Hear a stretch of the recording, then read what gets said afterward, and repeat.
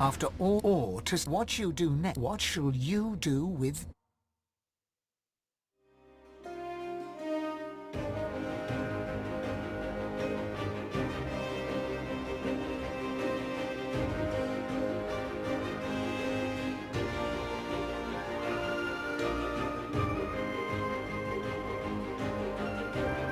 And so it ended.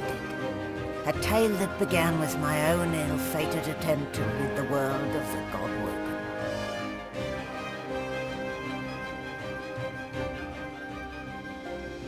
When the dust settled, no new divine had risen.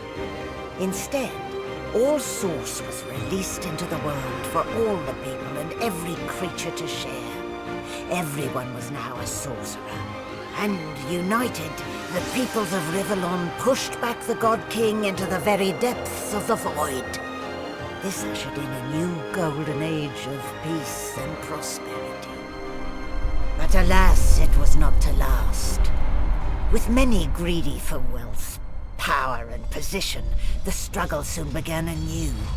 Source, the very language of creation, was used in violence once more. The never-ending contest for power continued.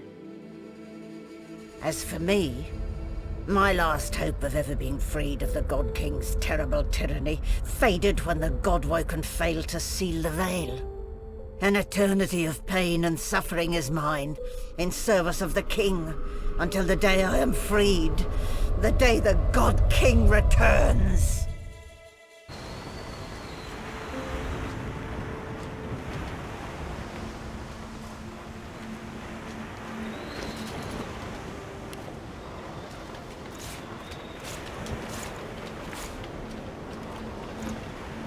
Malady stands tall and proud. Well, here we are again.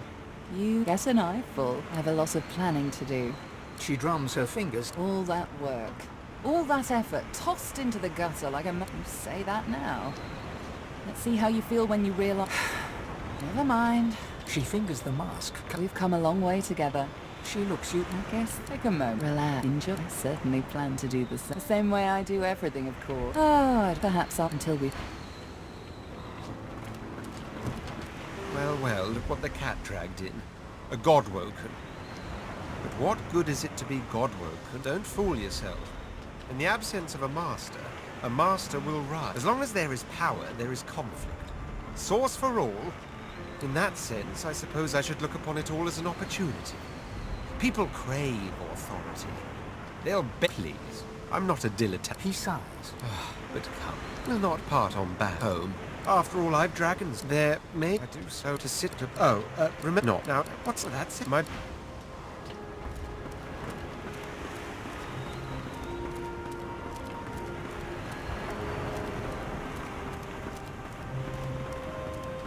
A world full of sorcerers. Reform my way? Her eyes flick down her mouth. Something to remember. But a girl... I feel weird. There is a matter I must attend. He taps his finger. 1,300,000 does. Oh, yeah? What's that? Hand pop... You got it. Hey there, Chief. So, a world full of sorcerers. What do you... I suppose that's a death sentence. Though I guess it wasn't all bad. I don't know if anyone, but I'm bloody... Get loot. So, Chief, you say that, whatever it is. As she turns from you, suddenly... See you around. A slight grin.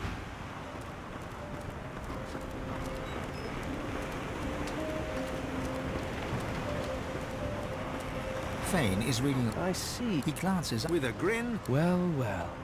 They're a little leaner than when we... Indeed it would. Fane looks... It could have been different. I could have saved them. I could have found... They never had it. They were... I wish I was a... No. Or, then again, so, I never... The skeleton... I'd be... Itch. Fane. If you creep, simp, take, or octopus regard. Do you know... I suppose, but in a way... In you... It gives me almost as much. I will always... I am at the ready. Look at it with a start. The world was at peace, at least for now. Few were as prepared for the new world as the lizardkin of the ancient empire. With power spread equally throughout the world, the advantage lay with those who knew how to steal it, and at this the lizards excelled.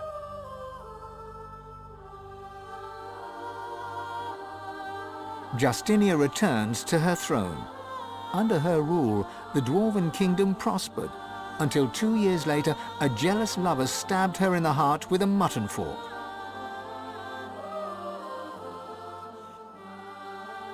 With their power returned, the elves reclaimed their lands from the Death Fog and began to rebuild. Soon they would split as 2 factions sought power, one to bring back the trees, the other to bring back the Scions.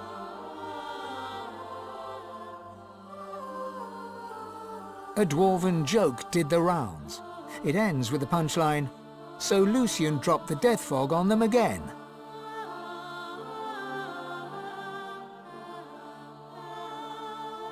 Only the elven Godwoken could bring the elves together once more. And in a dark forest on the far side of a desert, well beyond the high seas, the Black Ring came together once more.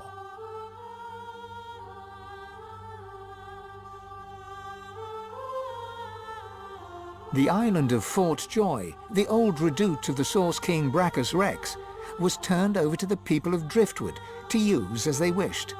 They turned it into a holiday resort. Reaper's Coast prospered.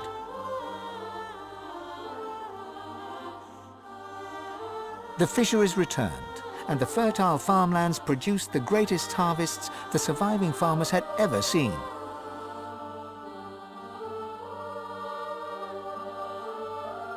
Blood Moon Island became particularly fecund, its soil producing the greatest crops. A particularly crimson-fleshed orange grown on the island became a delicacy across half the world.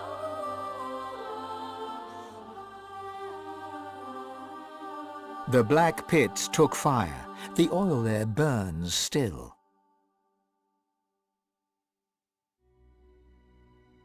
Driftwood became a centre of industry, trade and transport.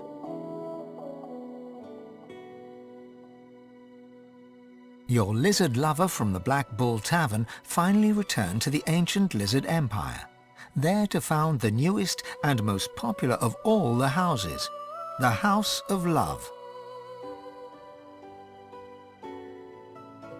Lagan left his over-demanding wife and began a relationship with a local bard. In the spirit of loving generosity, he returned the ring to his now ex-wife. In a fit of rage, she threw it into the sea.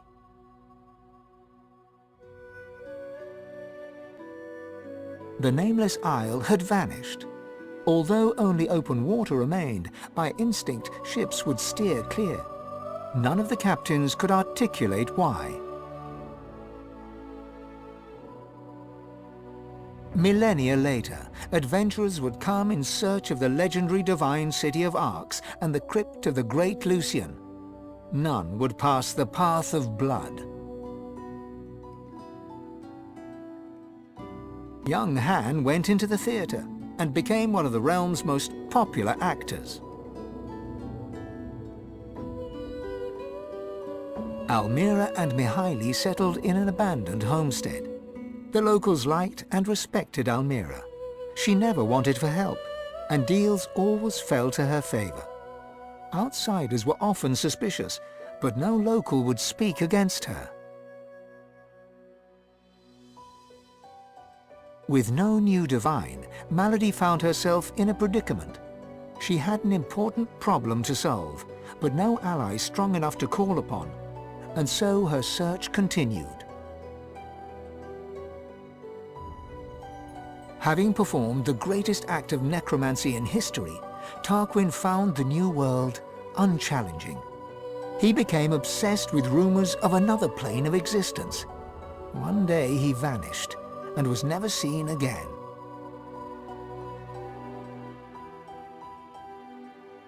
With the source released to the world, Ahu the wizard spent more and more time as a cat.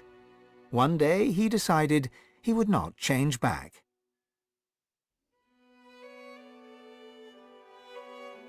With Amadia silent, the priestess Gratiana left the swamps and re-entered the world.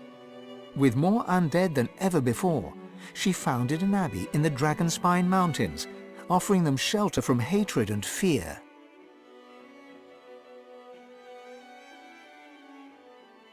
Jehan the demon hunter found himself at a loose end, so he opened a museum of demonic artifacts. After it burned down, with Jehan inside, witnesses claimed that the flames were the color of blood. As the forests grew anew and the elves were equals at last, Sahala shared elven knowledge of Source with the world. But some elves disagreed and plotted against her.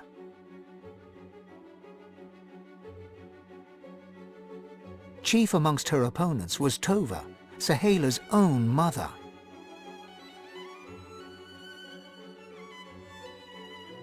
As Source flooded Rivellon, Fane set out to record everything he could of this new world. As he travelled, he kept a socket peeled for signs of the Eternals, hoping to find the wife he'd lost. He's still looking. The Red Prince came home a hero. With Sada, he had more dragons. Soon, Prince became Emperor, one who would not use his dragons for conquest. His realm knew peace, and the world did not burn. Lohse returned to her music and enjoyed a storied career as Rivellon's premier musician. Dark moods would at times overtake her, and she would spend long hours walking in the wilds. She always returned with a new song. And then there was you.